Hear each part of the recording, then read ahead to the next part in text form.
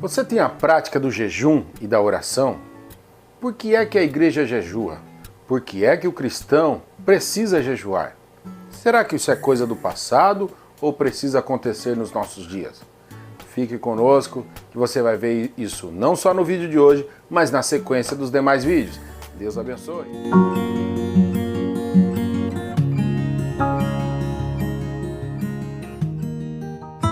Olá, tudo bem? Eu sou o pastor Gustavo Heitor e eu espero que você já tenha visto o vídeo anterior que está dentro do mesmo assunto, oração e jejum, segundo Jesus tem ensinado para a igreja. E não só no vídeo de hoje, mas nos vídeos na sequência, estaremos tratando sobre esse maravilhoso assunto, o jejum e a oração.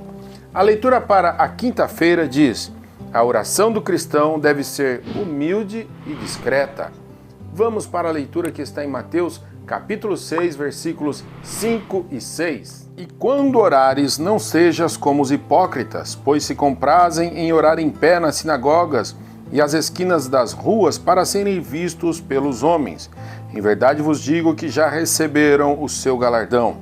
Mas tu, quando orares, entra no teu aposento e, fechando a tua porta, ora a teu pai, que vê o que está em oculto, e teu pai, que vê o que está em oculto, te recompensará. Quando o Senhor Jesus está dizendo, não sejais como os hipócritas, que têm prazer em orar em pé nas sinagogas, nas esquinas das ruas ou nas praças, ele não está condenando a postura de estar de pé, ou o lugar de estar na esquina das ruas, nas praças, dentro das sinagogas, dentro dos templos.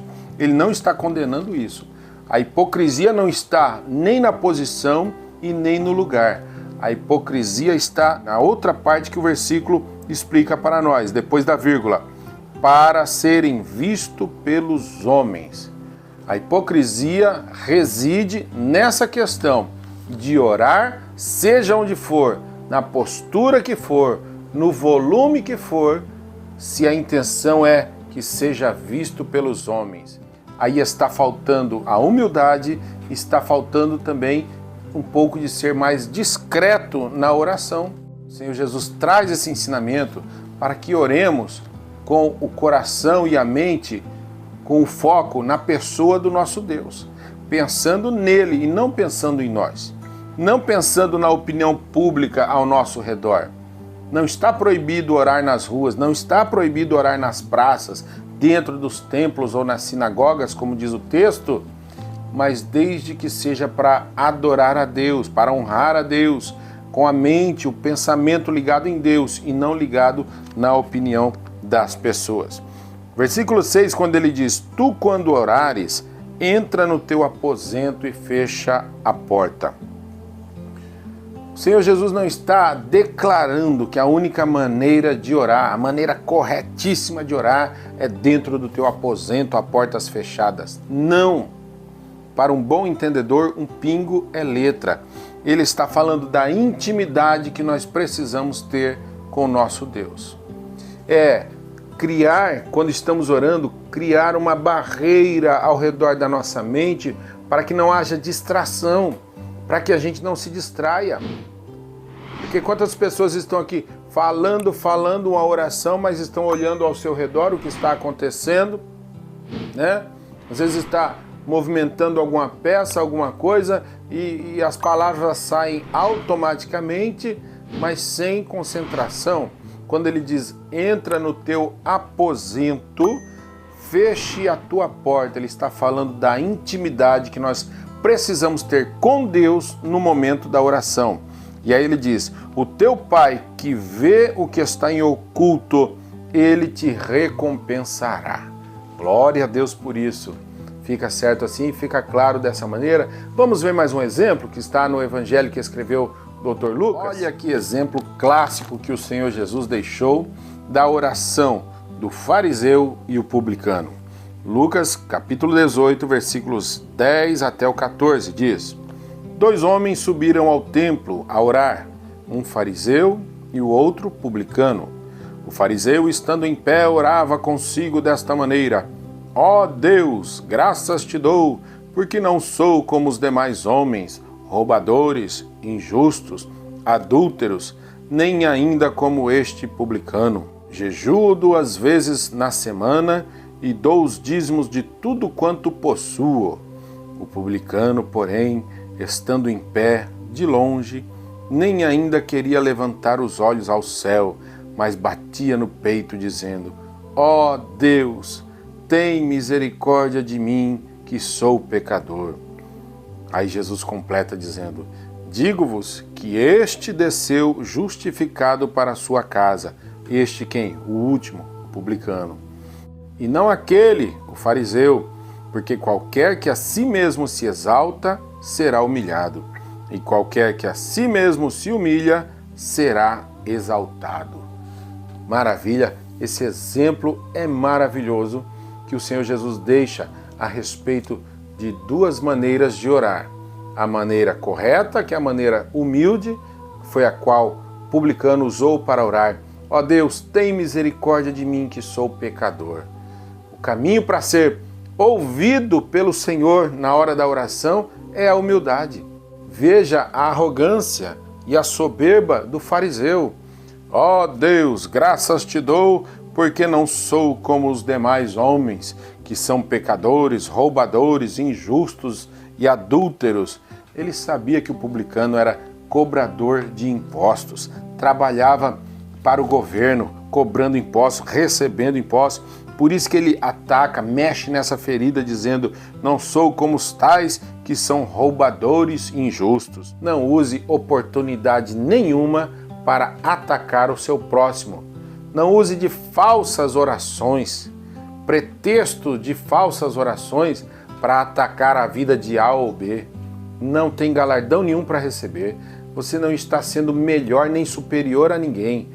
Você, infelizmente, sairá dali envergonhado. Porque qualquer que a si mesmo se exalta, será humilhado.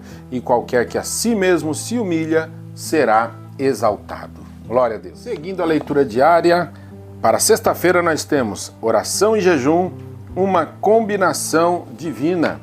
Vamos ver aqui Atos capítulo 13, versículos 2 e 3.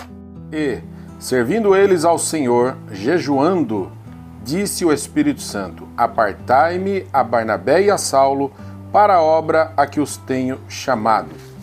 Preste atenção que eles já estavam jejuando, servindo ao Senhor. Isso mostra quantidade de tempo, quantidade de dias. Já haviam passado alguns dias jejuando, servindo ao Senhor, quando o Espírito Santo falou com eles: apartai-me a Barnabé e a Saulo para a obra a que os tenho chamado. Quantos obreiros precoces hoje em dia não esperam o tempo de Deus, se levantam automaticamente, se nomeiam, falta se consagrar automaticamente, não aguardando a vontade do Espírito Santo, não oferecendo um jejum para que Deus mostre quem serão os obreiros destacados para cada missão, para cada tarefa.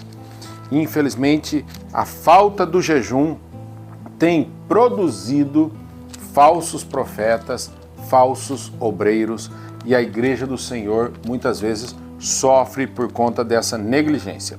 Versículo 3. Então, jejuando e orando e pondo sobre eles as mãos, os despediram.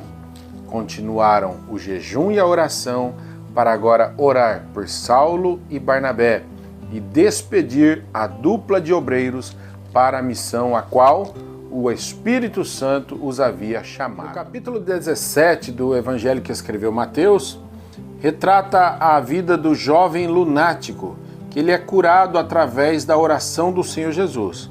Que na verdade a enfermidade dele era espiritual, era presença de demônios. E o pai daquele jovem chega até o Senhor Jesus pedindo socorro, dizendo: mestre, me ajuda, meu filho, ele se joga no fogo, se lança na água, eu trouxe ele para que os seus discípulos o curassem, mas infelizmente não curaram meu filho. O Senhor Jesus chama a atenção dos discípulos, chamando-os de geração incrédula. Até quando? E na sequência o Senhor Jesus repreende os demônios que estavam na vida daquele jovem lunático, que traziam essa loucura para aquele rapaz. E os discípulos perguntaram: mestre, por que nós não conseguimos expulsar estes demônios? Jesus disse que essa casta de demônios, ela só é expulsa através da combinação divina, que é o jejum e a oração. Então, amados irmãos, jejum e oração, a perfeita combinação para que a obra do Senhor Deus seja feita. Muitas pessoas estão enfermas, precisando ser curadas. Quantas pessoas o Senhor Jesus tem colocado na sua frente, na nossa frente? Quantas pessoas enfermas ou até mesmo possessas de demônios, o Senhor traz até as nossas presenças diante de nós para que oremos por essas pessoas, para que fiquem curados, para que fiquem libertos. E através da oração e o jejum, a bênção do Senhor chega para muitos. E estes sinais seguem aqueles que creem. É preciso acreditar no poder de Deus, que através do jejum e a oração, a vitória chega para muitos que estão enfermos e oprimidos pelas mãos do maligno. A leitura para o sábado diz: o jejum como um ato deliberado e voluntário. Segundo aos Coríntios, capítulo 6 e versículo 5, nos açoites, nas prisões, nos tumultos, nos trabalhos, nas vigílias, nos jejuns, e tem a sequência, Paulo falando sobre o seu ministério, a sua vocação diante de Deus. E lá na frente, no capítulo 11, ainda da mesma epístola, capítulo 11, versículo 27, ele diz: em trabalhos e fadiga, em vigílias muitas vezes, em fome e sede, em jejum, muitas vezes em frio e nudez.